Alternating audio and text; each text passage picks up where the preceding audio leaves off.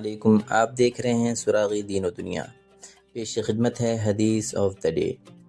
رسول اللہ صلی اللہ علیہ وسلم نے فرمایا، جو شخص یہ چاہتا ہو کہ اس کے رزق میں فراخی ہو اور اس کی عمر دراز ہو تو وہ صلہ رحمی کیا کرے۔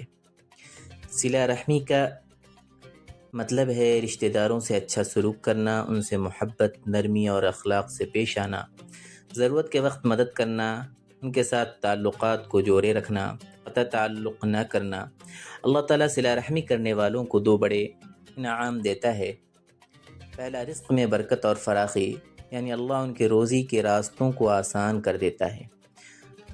دوسرا، عمر میں اضافہ یا برکت۔ یہاں عمر میں اضافہ دو طرح سے سمجھا گیا ہے۔ پہلا، حقیقی اضافہ، اللہ چاہے تو عمر بڑھا بھی سکتا ہے۔